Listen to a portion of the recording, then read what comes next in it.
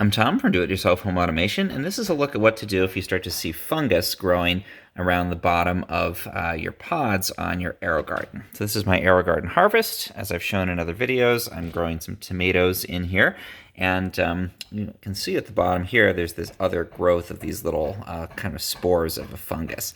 And Aerogarden actually has some advice about that.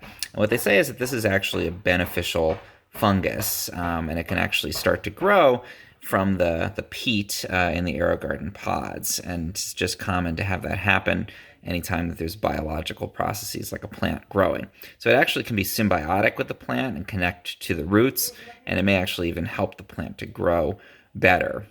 So they actually recommend, if you don't mind doing it, is just to not do anything. Just let it stay there, and it may actually help the plant.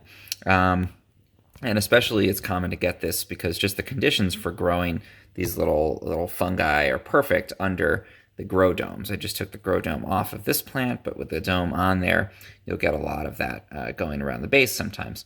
Now what they say is that once you take the grow dome off, then often the airflow will start to kill the fungus, and also as the plant gets bigger, it'll just block it out and outcompete it for light.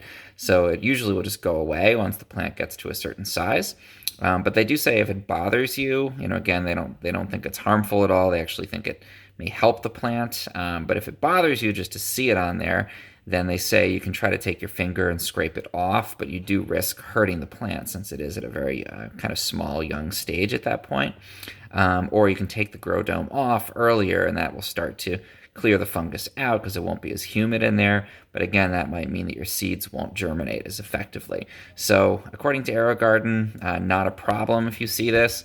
You can just leave it if it doesn't bother you, but if it does bother you, just kind of gently scrape it off with a fingernail and just realize that might risk hurting the plant itself. So I'm just going to leave mine in place. Doesn't bother me. I kind of like the idea that there's this symbiotic process happening. It's a nice learning opportunity if you're doing this with a kid. Yeah, we'll keep following along and see what happens with that fungus. If you found this helpful in any way, or you want to follow what I'm doing with the Aerogardens, please subscribe to my channel. It really helps.